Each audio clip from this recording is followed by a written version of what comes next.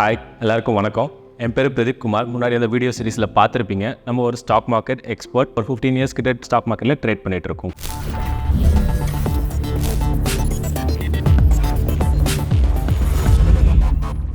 நீங்கள் ஸ்டாக் மார்க்கெட்டில் இன்வால்வ் பண்ணணும்னு நினச்சி ட்ரை பண்ணிட்டு இருக்கீங்க, அது தள்ளி போதா? இல்லை நீங்கள் ஏதோ ஒரு காலத்தில் தள்ளி போடுறீங்களா? இல்லை, லேட் பண்ணாதீங்க. சீக்கிரமாக உங்களால் எவ்வளோ சீக்கிரம் முடியுமோ ஸ்டார்ட் பண்ணுங்க உங்கள் இன்வெஸ்ட்மெண்ட் ஜேர்னியை.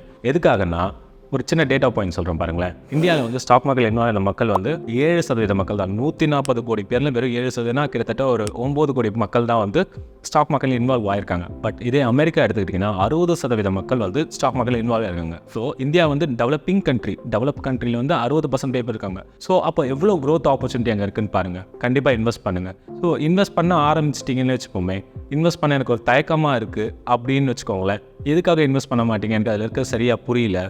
என் காசு என் பீரோவில் இருந்தால் பத்திரமா இருக்குன்னா அங்கேயும் உங்கள் காசு பத்திரமா இல்லை. பணம் வைக்கிறதுக்கு சராசரியாக உங்கள் பணம் வந்து 7% வந்து அதோட பண மதிப்பை இழந்துக்கிட்டே இருக்கும். அப்போது அதுவும் அங்கேயும் உங்கள் பணம் பத்திரமா இல்லை. அதுக்கு பதிலாக உங்கள் பணத்தை உங்களுக்காக வேலை செய்ய வைக்கலாம் த்ரூ ஸ்டாக் மார்க்கெட். ஓகே, இந்த ஸ்டாக் மார்க்கெட்டில் இவ்வளோ க்ரோத் ஆப்பர்ச்சுனிட்டி இருக்குன்னு நம்ம சொல்லிட்டோம். அது எதை ரெஃபரன்ஸாக பண்ணலாம்? ஒரு ஈடாக பார்க்கலான்னா, ஒரு 30-40 வருஷம் முன்னாடி நீங்கள் சென்னையில் 1 ஏக்கர் லேண்ட் வாங்க முடிஞ்சால் அது இன்னையோட வேல்யூ எப்படி இருக்கும்? 1 ஏக்கரோட வேல்யூ ஜாஸ்தியாக தானே இருந்திருக்கும். ஓகே, இங்கே தான் நமக்கு ஸ்டாக் மார்க்கெட் ஒரு பெரிய ஆப்பர்ச்சுனிட்டி கொடுக்குது. என்னென்னா, நீங்கள் 1 ஏக்கர் லேண்ட் வாங்காமல் சின்ன சின்ன பீஸாக வாங்கலாம். ஸ்டாக் மார்க்கெட்டில் அதான் ஒரு ஷேருன்னு சொல்கிறாங்க. ஸோ ஒரு ஷேராக நீங்கள் சேர்த்துக்கிட்டே போனாலும் பொறுமையாக, இதுதான் இன்வெஸ்ட்மெண்ட் இல்லை எஸ்ஐபின்னு சொல்லுவாங்க, சிஸ்டமேட்டிக் இன்வெஸ்ட்மெண்ட் பிளான்.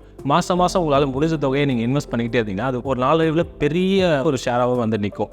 அது ஃப்யூச்சரில் உங்களுக்கு பெருசாக உதவி பண்ணும். இதெல்லாம் கேட்ட பிறகு இப்போ இன்வெஸ்ட் பண்ணலான்னு ஒரு முடிவுக்கு வந்துட்டிங்கன்னே வைங்களேன். என்னென்ன இருக்குது எனக்கு இன்வெஸ்ட் பண்ண அப்படின்னு பார்க்கும்போது நிறைய ஆப்பர்ச்சுனிட்டிஸ் இருக்குது. Wide variety of instruments stock மார்க்கெட்டில் ட்ரேட் ஆகிட்டு இருக்குது. நீங்கள் இதில் வேணால் இன்வெஸ்ட் பண்ணலாம். Depends on your risk appetite. அதாவது உங்களால் எவ்வளோ ரிஸ்க் எடுக்க முடியும். நீங்கள் இப்போ தான் ஸ்டார்ட் பண்ணுறீங்கன்னா ஸ்டாக்ஸில் இல்லை மியூச்சுவல் ஃபண்ட்ஸில் போடுறது. ஸ்டாக்ஸ்னால் என்னென்னா, ஒரு கம்பெனியோட சின்ன பீஸ்.